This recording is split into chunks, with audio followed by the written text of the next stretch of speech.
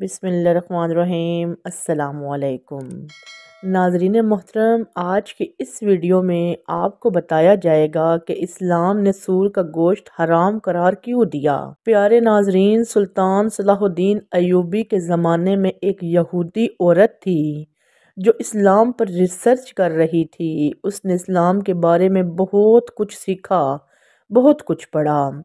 ایک سوال جس کا جواب اسے کسی سے نہ ملا وہ یہ تھا کہ آخر خنزیر کے گوشت میں ایسی کیا برائی ہے جس کی وجہ سے خنزیر کا گوشت کھانا اسلام میں حرام قرار دیا گیا ہے۔ صرف یہی ایک بات تھی جو اس کو اسلام قبول کرنے سے روک رہی تھی۔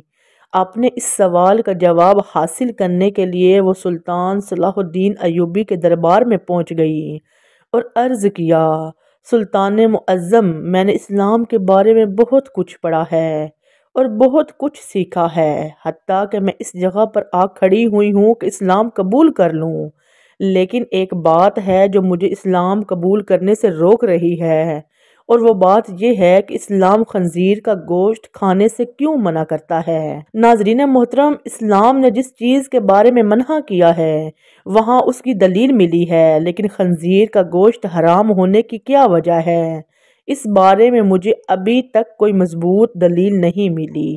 میں نے بائبل کو پڑھا تو بائبل میں بھی خنزیر کا گوشت کھانے سے منع نہیں کیا گیا، لیکن اسلام کیوں منع کرتا ہے؟ آخر اس گوشت میں ایسی کیا خرابی ہے کہ اسلام اس کو کھانے سے منع کرتا ہے؟ سلطان صلاح الدین ایوبی نے اپنے ایک مشیر کو حکم دیا کہ بائبل کی وہ کتاب میرے پاس لے آؤ جو اپنی اصلی حالت میں موجود ہے۔ جب بائبل کی کتاب پیش کی گئی تو سلطان نے وہ حوالہ تلاش کر کے اس یہودی عورت کو دکھایا جہاں لکھا ہوا تھا کہ خنزیر کا گوشت کھانا منع ہے۔ خاتون نے حیران ہو کر کہا، یہ کیا بات ہوئی؟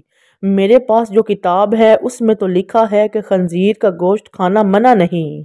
ناظرین محترم، یہ سن کر سلطان نے جواب دیا، مجھے ترس آتا ہے تمہارے ان لکھاریوں پر جنہوں نے اپنی عیاشیوں کے لیے اس پاک کتاب کو اپنے لفظوں سے تبدیل کر دیا۔ تمہارے پاس جو بائبل ہے یہ اپنی اصلی حالت میں موجود نہیں۔ ابھی تو میں نے صرف اس کتاب سے ثابت کیا ہے کہ خنزیر کا گوشت کھانا منع ہے، اب میں اسے سائنسی لحاظ سے بھی ثابت کروں گا۔ پھر سلطان نے اس عورت سے کہا کہ کل صبح خنزیر کا گوشت پکا کر میرے دربار میں لے آنا۔ ناظرین محترم، دوسرے دن اس عورت نے خنزیر کا گوشت پکا ہوا سلطان کی خدمت میں پیش کر دیا۔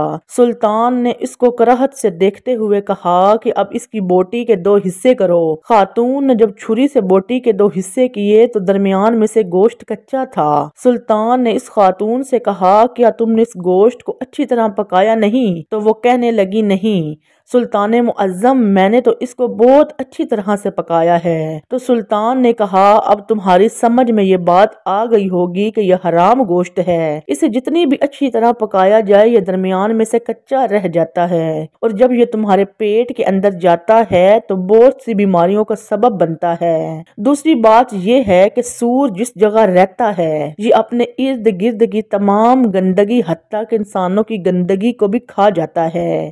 اس کی خوراک بہت ہی غلیظ ہوتی ہے، اس حوالے سے وہ غلاظت اس کے گوشت میں بھی شامل ہوتی ہے جو بذات خود بیماریاں ہیں۔ تیسری بات کہ جب سور کی مادہ کسی دوسرے سور کے ساتھ جنسی تعلق قائم کرتی ہے تو یہ اسے دیکھ کر خوش ہوتا ہے اور فخر محسوس کرتا ہے، اور یہ بے غیرتی کی خصلت اس کے گوشت میں بھی پائی جاتی ہے، اور اس کا گوشت کھانے والا بھی انہی صفات کا حامل ہوتا ہے کہ وہ اپنی عورتوں کو دوسروں کے حوالے کر کے خوش ہوتا ہے اور فخر محسوس کرتا ہے۔ یہ واحد جانور ہے جس میں اتنی غلاظت اور بے شرمی بھری ہوئی ہے۔ جب آپ ایسے جانور کا گوشت کھائیں گے جس کی بنیاد غلاظت سے بھری ہوئی ہے تو وہ آپ کو کیا فائدہ دے گا؟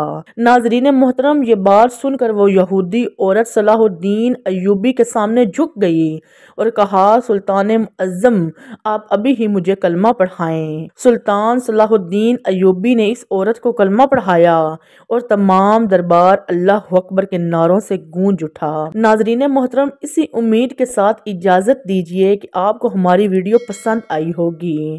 ملتے ہیں ایک نئی تاریخی تحقیقی ویڈیو کے ساتھ۔ اللہ حافظ۔